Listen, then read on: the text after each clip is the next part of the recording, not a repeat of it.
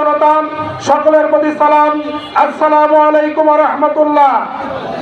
সংগ্রামী ছাত্র জনতা, সংগ্রামী মুসলমান ভাইরা, সংগ্রামী সিরাজগঞ্জবাসী, আপনারা জানেন বাংলাদেশ জামাত ইসলামী কে তারা আদর্শিকভাবে মোকাবেলা করতে না পেরে তাদের নেতৃবৃন্দকে তাদের অবৈধভাবে দলীয় বাহিনী দ্বারা ট্রাইব্যুনাল গঠন করে বাংলাদেশ জামাত ইসলামীর শীর্ষ নেতৃবৃন্দকে তারা জুডিশিয়াল কিলিং এর মাধ্যমে হত্যা করা হয়েছে।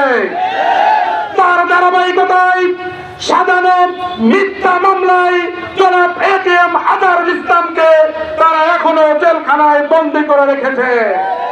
সংগ্রামী তাওহীদি জনতা, আপনারা জানেন সবাই মুক্তি পেলেও মজলুম জননেতা জনাব এটিএম আজহারুল ইসলামকে এখন পর্যন্ত মুক্তি দেওয়া হয় নাই।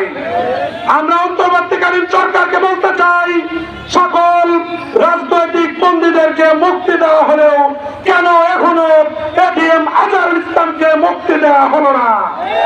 অবিলম্বে এটিএম আজহারুল ইসলামকে মুক্তি দিতে হবে, জামাত ইসলামীর নিবন্ধনকে ফিরিয়ে দিতে হবে। তাহলে যে কোনো আন্দোলন শুরু হয়েছে, এই আন্দোলনের মাধ্যমে আমরা দাবি আদায় করে ছাড়বো ইনশাআল্লাহ। সকলকে আগামীর সেই কর্মসূচিতে ঐক্যবদ্ধভাবে থেকে সফল করার জন্য উদাত্ত আহ্বান জানিয়ে আপনাদেরকে ধন্যবাদ এবং মোবারকবাদ জানিয়ে আমার কথা শেষ করছি। বাংলাদেশ ইসলামী ছাত্র শিবির জিন্দাবাদ। বাংলাদেশ